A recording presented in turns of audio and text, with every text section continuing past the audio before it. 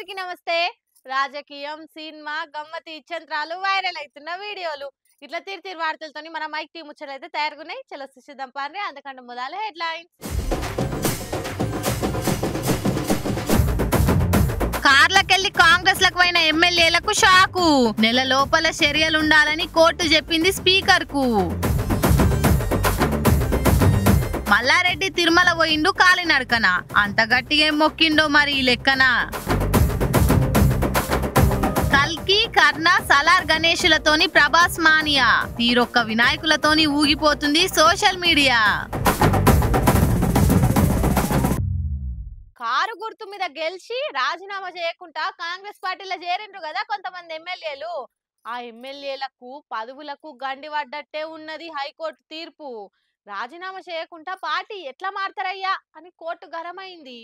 Party ఫిరాయింపులకు పాల్పడ్డ ఎమ్మెల్యేలకు పిడుగుపడే ముచ్చటే ఇది. రాజీనామా చేయకుండా ఇంకో పార్టీల జరుడు న్యాయం కాదు అని కోర్టు తీర్పిచ్చింది. నెల రోజుల లోపల వాళ్ళ మీద చర్యలు తీసుకోవాలని అసెంబ్లీ స్పీకర్ సార్ కు ఆర్డర్ వేసింది. అయితే తీర్పు మీద బీఆర్ఎస్ వాళ్ళు సంబరపడుతుంటే పార్టీ మారిన ఎమ్మెల్యేలు మాత్రం ఓసోస్ అప్పుడే పొంగిపోకుర్రి, పిక్చర్ ఇంకా బాకీ హే అని అంటున్నారు. హైకోర్టు తీర్పు మీద అప్పీల్ కు పోతాము అని అంటున్నారు. ఇక హరీష్ రావు ఉండి ఇది చెంపపేటసొంటి తీర్పు అని కామెంట్ చేస్తే అద్దంకి దయాకర్ నుండి అవు మీరు కేటీఆర్ ఎమ్మెల్యేలను చక్కగా పట్టించుకోకని వాళ్ళు పార్టీ మారిరని కౌంటర్ ఇచ్చిండు. ఏ కడియం సార్ అయితే బీఆర్ఎస్ వాళ్ళకు జంపింగ్ గురించి మాట్లాడే అర్హత ఉందా? రాజీనామా చేయించకుండా కాంగ్రెస్ పార్టీనే విలీనం చేసుకున్నారు. వాళ్ళు కూడా నీతులు వల్లిస్తే ఎట్లా అని గుస్సా ఎత్తున్నాడు. ఇక బీఆర్ఎస్ వాళ్ళు మాత్రం ఉప ఎన్నికలు వస్తే గెలుపు మాదే అనే కాన్ఫిడెన్స్ ఉన్నారు. మరి చూడాలి ఏమైతుందో. మాజీ మంత్రి మల్లారెడ్డి సారు వీడియోలలో కనిపిస్తే వార్త అవుతుంది, మాట్లాడితే వార్త అవుతుంది. అసోంటి మల్లన్నయాల మంచిగా ఎంకన్న దర్శనానికి పోయిండట. మరి ఏం మొక్కిండు, ఏం పని ముంగటేసుకుండా అన్నది ఆర్చుకుందాం. చలో అగో ఈడ ఒంటిగా ఒక్కో కాలు లేపుకుంటా దమ్ము తీసుకుంటా మెట్లెక్కుతున్నాడు చూసిర్రా? ఎవరనుకుంటారు? మన మాజీ మంత్రి మల్లారెడ్డి సారే ఎంకన్నా దర్శనానికి నడుచుకుంటూ వస్తాను మొక్కిండట. ఇక ఇట్లా మెట్లెక్కిపోతున్నాడు. మలన తలుచుకుంటే మంచి కార్లు పోవచ్చు కానీ ఈ వయసులో మెట్లెక్కి ఎందుకు పోయిండో? ఏ పాటో గట్టి మొక్కులే మొక్కినట్టున్నాడు. హైదరాబాద్ నా బిల్డింగ్ల మీదకి రావద్దు అని మొక్కిండా? అధికార పార్టీలో జాయిన్ అయితే మంచి మంత్రి పదవి రావాలని మొక్కిండా? లేదు బీఆర్ఎస్ కే జల్ది అధికారం రావాలని మొక్కిండా? మా సారీ మొక్కిండో అందరినీ కన్ఫ్యూజన్ లో పడేసిండు కదా అని కామెంట్లు చేసుకుంటారట మేడ్చల్ మల్లన్న అనుచర ఫ్యాన్స్ అంతా. స్వామివారిని తిరుమల వెంకటేశ్వర స్వామిని దర్శించుకున్నా చాలా సంతోషం. ఎందుకంటే భగవంతుడు నాకు ఏది మొక్కినా అన్నీ కూడా పర్ఫెక్ట్గా మంచిగా మెడికల్ కాలేజీలు కానీ ఇంజనీరింగ్ కాలేజీలు కానీ పర్ఫెక్ట్గా ఎంపీ కానీ మినిస్టర్ కానీ మళ్ళీ ఇప్పుడు ఎమ్మెల్యే కానీ ఇవన్నీ కూడా ప్రసాదించిండు ఆ భగవంతుడు. ప్రతి వైకుంఠ ఏకాదశికి కూడా వస్తా. ఇప్పుడు కూడా మంచి యూనివర్సిటీ ఇచ్చిండు కాబట్టి నేను నడుచుకుంటూ ఎక్కినా, గుండు కొట్టించుకున్నా, భగవంతుని మొక్కు చెల్లించుకున్నా. హీరోలను దేవుని లెక్క ఫీల్ అవుతుంటా వాళ్ళకు మొక్కేటోళ్ళు తక్కువేం లేరు మన కాడ. కానీ దేవుళ్ళకే హీరోల గెటప్పులు, వాళ్ళ ఫేమస్ క్యారెక్టర్ల మేకప్లతోని దేవుళ్ళని కూడా తయారు చేసి క్రియేటివిటీ చూపిస్తుంటారా ఆడాడ. చవితి పండుగ పేరు మీద ఈ 11 రోజులు అసొంటి ముచ్చట్లు మస్తుగా నొస్తుంటాయి. అగో అట్లా పాన్ ఇండియా ప్రాజెక్టుల క్యారెక్టర్లతోని గణేషుని ఎట్లా ఏ తీర్ల తయారు చేసిరో చూడురి. వినాయక చవితి దగ్గరకు వస్తుందనగానే తయారు చేసి అమ్మేటోళ్ళు కూడా పబ్లిక్ పల్స్ బట్టి ట్రెండింగ్ లో ఉన్న తీరు విగ్రహాలు చేస్తుంటారు. ఈ సోషల్ మీడియా చేయంగా అసొంటిది సారి దునియాలో ఏడున్నా సర్ర వైరల్ అయి అంతటా ఆ వీడియోలు ఫోటోలు తిరుగుతుంటాయి. అట్లనే ఈ గణేశుడు కూడా తిరుగుతున్నాడు. ఈ ఏడాది కల్కి సినిమా కలెక్షన్ లో మోత మోగించి 1000 కోట్ల క్లబ్లకు ఎంట్రీ ఇచ్చి సౌత్ ఆడియన్స్ జబ్బలు దర్శకుంటే గొప్పగా చెప్పుకునేటట్టు చేసింది కదా. అందుకే తమిళనాడులో కృష్ణగిరి కాడ గణేష్ మండపాన్ని కల్కి సినిమా సెట్లు ఎక్కేసిర్రు. కాంప్లెక్స్ లకి లోపలి పోయేటట్టు తొవ్వ తయారు చేసిర్రు. కమలాసన్ చేసిన సుప్రీం యాస్కిన్ పాత్రను కూడా ఓ విగ్రహం పెట్టిర్రు.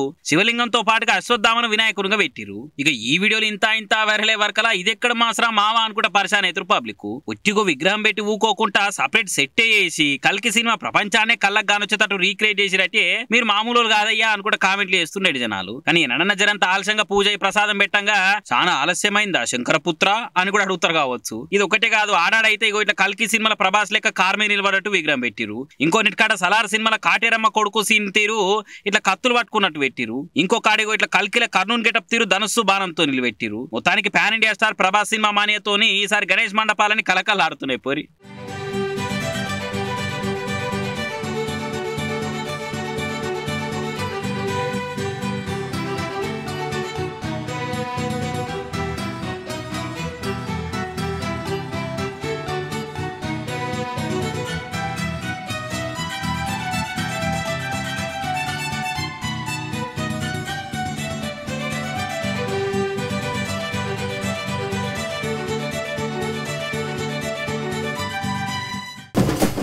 వినాయకుల మండపాలలో లడ్డు కొట్టేస్తే మంచిదైతుందని ముంచే మాటలు చెప్పిన ఆ పుడింగులు ఎవ్వలో గాని ముందుగాల ఆళ్ళ నడుచుకోవాలి.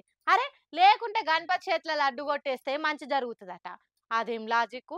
ఎవరికన్నా తెలిస్తే కామెంట్లు చేసి అందరి అజ్ఞానాన్ని పారదోలుండ్రి ప్లీజ్.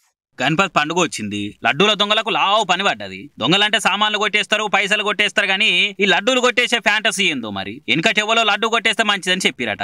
ఆ చెప్పింది ఎవడో ఎవ్వరికి తెలియదు. కానీ ఇంకా కూడా చాలా మంది అదేదో పెద్ద ఘనకార్యం లెక్క ఫీల్ అయిపోయి గణపతి మండపాల కవర్లు పెట్టి పెట్టిన లడ్డూలను కళ్ళు కప్పెత్తుకపోతున్నారు. మేడ్చల్ జిల్లా కీసరకాడున్న సిద్ధార్థ కాలనీలో పెట్టిన గణపతి మండపంలకు అర్ధరాత్రి ఇద్దరు ఆవారగాలు పోయి అటు ఇటు చూసి లడ్డును ఎత్తుకొని ఆడికేంచట అవతల పడ్డారు. లడ్డును వేలం పాట వాడి కొనుక్కుంటే మంచి అవుతుంది అనుకుంటే దానికో లాజిక్ ఉన్నది. మరి కొట్టేసి తింటే మంచి జరుగుతుంది అంటే అదేం లాజిక్? కొట్టేస్తే మంచోడు కాదు, దొరికితే మంచం పట్టే తట్టు ఈపు చింతపండు చేసి తోముతారు. కేసుల పాలై ఏమిటికి అక్కర రాకుండా పోతారు. గమ్మత్ అనిపిస్తే గరుకు బండ మీద దొర్లుకోవాలి గానీ గణపతి లడ్డూలు కొట్టేస్తే గట్టిగా తోమిడిచి పెడతారు ఎవరైనా. పాపం భక్తజనం లడ్డూలు వేలం వేస్తే ఎంతో కొంత వస్తుంది. మళ్ళొచ్చే ఏడుకు అక్కడికి వస్తాయి అనుకుంటే ఈ దొంగ పోరల ఆశలన్నీ ఆవిరి చేసిపోయిరని బాధపడుతురట.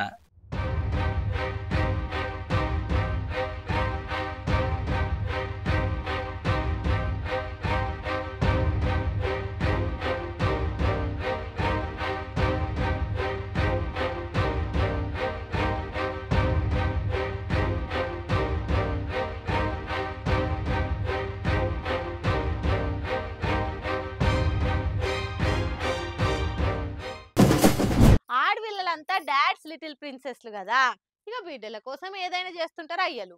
మామూలుగా అయితే నాయనలు అలా బిడ్డలకు కమ్మలో గొలుసులో ఏమన్నా సొమ్ములో చేపిస్తారు. కానీ గీల నాయనలు చూడుర్రి, బిడ్డ మీద ప్రేమతోని ఏం చేపించిండో. మళ్ళీ అట్లా చేస్తేందుకు ఏం కారణం ఉందో పురా గాడుచుకుందాం పాండ్రి. మామూలుగా అయితే ఇంటి ముంగట ఏదైనా దందాలుంటే ఆ షాప్లల్లా, రోడ్ల మీద, హాస్టల్లల్లా, దవాఖాన్లల్లా సీసీ కెమెరాలు ఉంటాయి. కానీ గీడ చూడుర్రి, గీ బుజ్జి నెత్తి మీద సీసీ కెమెరా పెట్టిర్రు. మళ్ళా పెట్టింది ఎవలో కాదు, అలా నాయనని. ఎందుకో తెలిస్తే మటుకు ఆ తండ్రికి బిడ్డ మీద ఉన్న పాయరం చూసి నోరు తెరుస్తారు పక్కా. మొన్నీ నడుమ Karachi hit and run case కదే, రోడ్డు మీద టక్కరై తండ్రి బిడ్డలు జీవిడ్చిరు కదా. అదే కాకుండా నడుచుకుంటా పోతున్నోళ్ళ మీదకి కూడా ఒక ఆమె కారు తీసుకుపోయి టక్కర్ చేసింది. ఇక దినాం ఒకటెనకొకటి గిట్లా అవుతుండే వరకు నా బిడ్డకు కూడా ఏమన్నా అయితే పోని ఆమె గాశారం గంగల కలిసి ఎవరన్నా టక్కర్ చేసి వెళ్ళిపోతే ఆమె జీవిడిచిన సాక్ష్యం బతుకుంటది కదా అని వలీద్ సాహెబ్ అనేటాయన గిట్లా అలా బిడ్డ నెత్తి మీద సీసీ కెమెరా పెట్టిండు. దీంతో 24 గంటలు ఆమె ఏం చేస్తుంది, ఏడికి పోతుంది అన్ని తెలుస్తాయి కాబట్టి వాళ్ళ నాయన నిమ్మలంగా ధీమాతోటి ఉంటాడు అన్నట్టు. ఇదే ముచ్చట మీద ఈ బుజ్జి నీకేం అనిపిస్తలేదా మీ నాయన గిట్లా చేస్తే అని అడిగితే దాంట్లో తప్పేముంది, రేపటి దినంలో ఈడ అవుతున్న కథలకు నాకేమన్నా అయినా మా డాడీ జల్దీ గుర్తుపడతాడు. నేను తింటున్నానా లేదా, ఏడున్నా, ఏడికి పోతున్నా అన్ని తెలుసుకుంటాడు. నాకు ఇది ఒక బాడీగార్డ్ లెక్క పని చేస్తది. ఓ లెక్కన చూస్తే ఇది జరంత ధైర్యం ఇస్తది అన్నట్టు చెప్పే వరకల్లా ఈ వీడియో ఇప్పుడు బాగా వైరల్ అవుతుంది. ఇక చూసినోళ్ళు కూడా ఆ తండ్రి ఆలోచనను, బిడ్డ మీద ప్రేమను చూసి మెచ్చుకుంటుర్రు.